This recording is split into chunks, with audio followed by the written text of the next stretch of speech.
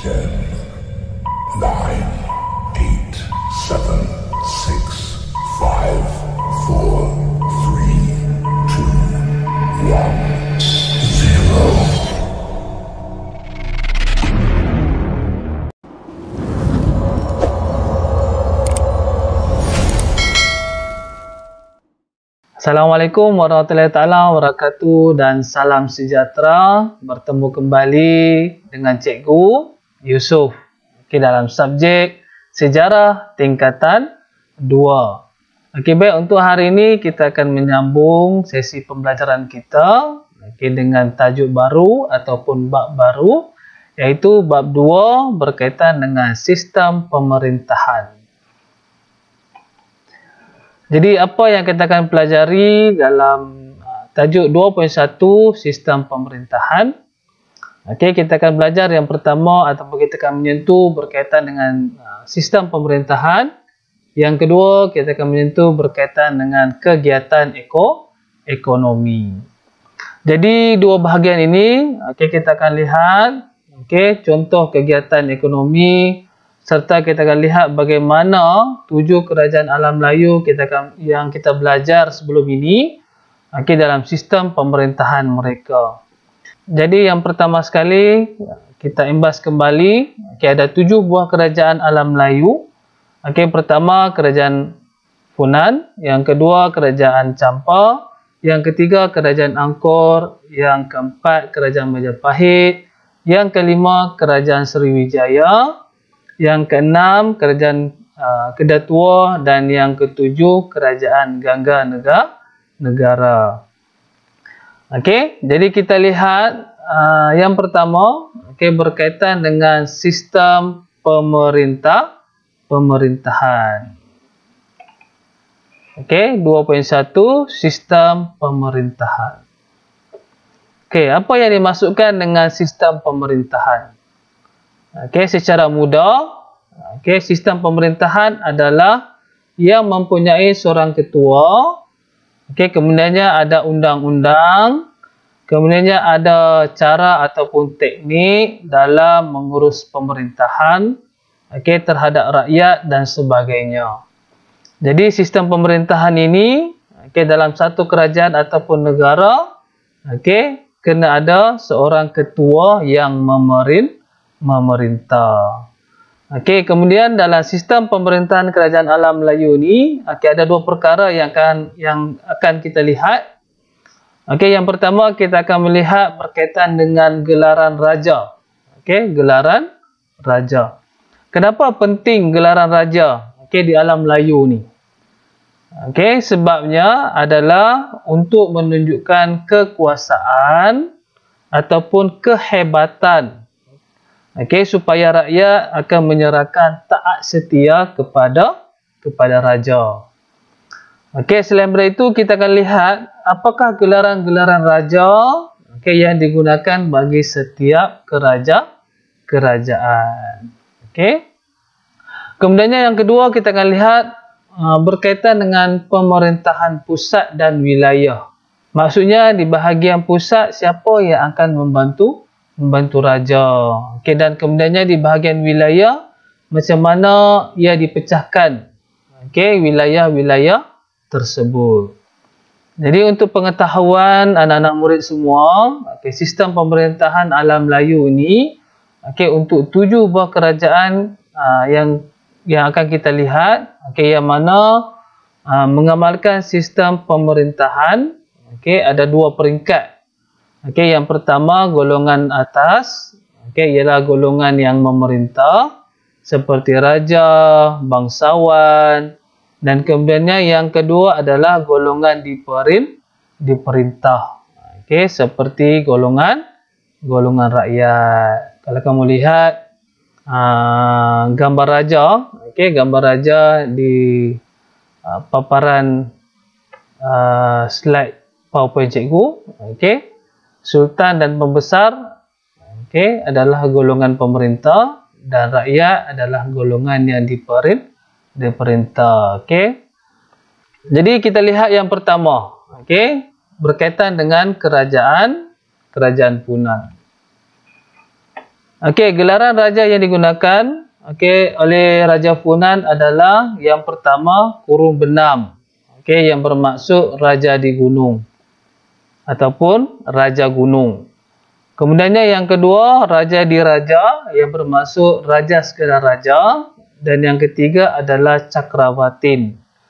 Yang bermaksud pemerintah alam sejagat. Jadi kalau kita lihat gelaran ini, yang mana ia menunjukkan raja ini berada di satu tempat yang hebat. Contohnya di gunung, dan mengatakan bahawa raja ini adalah raja segala raja. Maksudnya gelaran ini dibuat supaya raja ini nampak hebat ataupun nampak gah. Kenapa perlu nampak hebat ataupun gah? Supaya rakyat-rakyat akan menyanjung dan mentaati pemerintahan raja. Seterusnya kita akan lihat berkaitan dengan pemerintahan di kerajaan Funan ini, yang mana raja dibantu oleh golongan agama dan tentera. Kemudiannya terdapat 7 buah wilayah yang dibahagikan dan diketuai oleh raja kecil. Siapa raja kecil ni? Mereka merupakan putera-putera raja atau anak-anak kepada raja. Jadi raja-raja ini akan dipecahkan untuk mentadbir wilayah. Apa yang dimaksudkan wilayah? Maksudnya dalam kerajaan Funan terdapat wilayah ataupun kalau sekarang kita boleh panggil sebagai negeri. Negeri yang diperintah. Seterusnya kita lihat berkaitan dengan kerajaan Champa. Gelaran yang digunakan adalah raja di raja.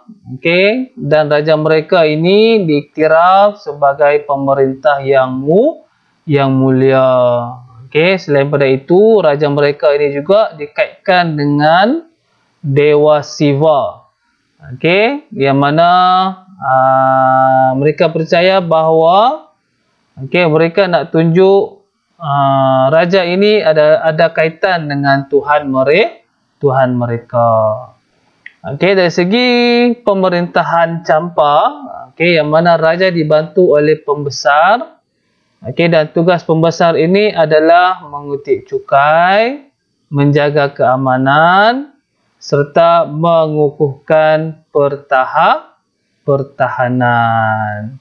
Dari segi wilayah pula, dalam pemerintahan Champa terdapat 5 wilayah, iaitu Indrapura, Amarvati, Wijaya, Kauhara dan Panduranga.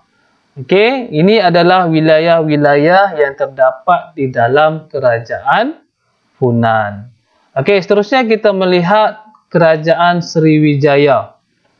Yang mana gelaran yang digunakan oleh raja kerajaan Sriwijaya adalah raja di gunung dan maharaja di pulau.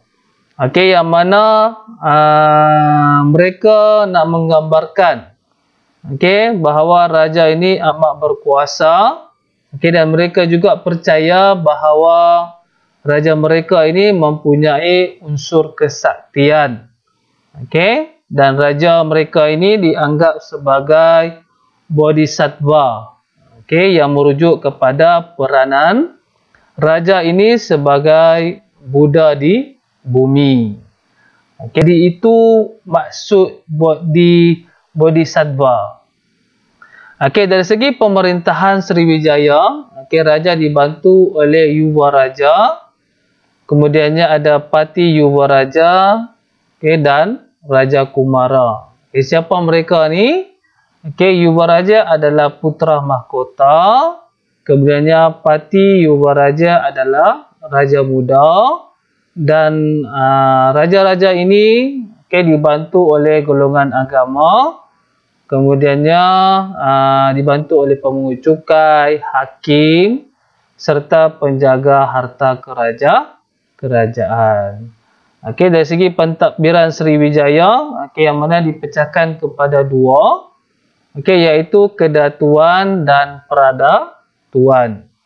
Okey, yang mana kedatuan ditadbir oleh datuk ataupun ketua berketurunan raja dan pradatuan ditadbir oleh datuk yang bukan berketurunan raja. Jadi ada dua bahagian di dalam pentadbiran Sriwijaya. Okey.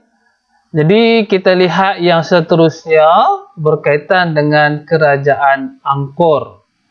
Okey, gelaran yang digunakan adalah Dewa Raja, iaitu raja sebagai dewa. Kemudiannya dari segi pemerintahan untuk kerajaan Angkor, raja dibantu oleh pembesar. Pembesar ni siapa? Pembesar ini adalah pembantu sultan.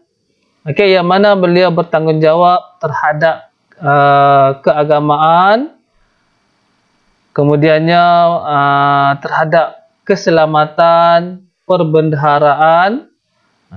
Kemudiannya dalam pemerintahan kerajaan Angkor, dipecahkan kepada daerah kecil dan kampung. Maksudnya dalam wilayah Angkor ada daerah kecil dan kampung. Untuk memudahkan pentadbiran kerajaan Angkor. So itu berkaitan dengan kerajaan Angkor. Seterusnya kita melihat kerajaan Majapahit. Raja-raja dalam Majapahit menggunakan gelaran Maharaja, Sri Maharaja dan Sri Bathara. Maksudnya dalam kerajaan Majapahit, raja mereka menggunakan 3 gelaran. Melalui pemerintahan Majapahit, uniknya pemerintahan Majapahit ini adalah dibantu oleh Sabtaprabu. Ini adalah keunikan yang ada pada kerajaan Majapahit. Sabtaprabu ni siapa? Sabtaprabu ini adalah Majlis Penasihat Diraja. Yang mana uniknya dalam Sabtaprabu ini boleh dianggotai oleh wanita yang berketurunan raja. Dan ada kalanya raja juga boleh datang daripada kaum wanita di dalam kerajaan Majapahit. Dan Majapahit ini dipecahkan kepada 14 wilayah, iaitu Kabupaten, Kawadanan, Pakuan dan Kebuyutan. Apa yang dimaksudkan dengan Kabupaten, Kawadanan, Pakuan dan Kebuyutan? Ia adalah sama seperti daerah-daerah kecil dan kampung. Yang mana sama dengan kerajaan Angkor. Yang mana memecahkan wilayahnya. Seterusnya kita beralih kepada kerajaan Kedatua. Dalam kerajaan Kedatua, mereka tidak menjumpai gelaran yang digunakan oleh pemerintah pada ketika itu. Tapi mereka percaya bahawa kerajaan Kedatua ni diperintah oleh seorang ketua. Dan ketua ini yang akan menguruskan hal berkaitan dengan perdagangan dan keagamaan. Dari segi pemerintahan kerajaan Kedatua, pemerintahan kerajaan Kedatua ini berubah corak apabila sebahagian daripada wilayahnya menjadi pengaruh Sriwijaya. Dan kemudiannya ia menjadi sebahagian daripada Pradatuan Sriwijaya. Maka pemerintahannya ada pengaruh kerajaan Sriwijaya. Yang mana Pradatuan dipimpin oleh datuk bukan berketurunan raja. Jadi itu berkaitan dengan kerajaan Kedatua. Seterusnya kita melihat berkaitan dengan kerajaan Gangganegara. Kerajaan Gangganegara. Kerajaan Gangganegara ini dari segi struktur pemerintahannya tidak berapa jelas. Tidak berapa jelas. Okey, akan tetapi pengkaji sejarah percaya bahawa mereka mengamalkan sistem pemerintahan beraja. Okey. Jadi itu saja untuk hari ini. Okey, kita sampai kita sentuh berkaitan tajuk sistem pemerintahan. Okey, insya-Allah pada kelas sesi yang akan datang kita akan sentuh berkaitan dengan kegiatan ekonomi insya-Allah. Jadi kepada anak-anak murid, semoga mendapat manfaat daripada perkongsian pada pagi ini insya-Allah. Jadi itu saja pada cikgu untuk hari ini. Sampai berjumpa pada kelas sesi yang akan datang. Okey. Terima kasih cikgu ucapkan. Assalamualaikum warahmatullahi taala wabarakatuh.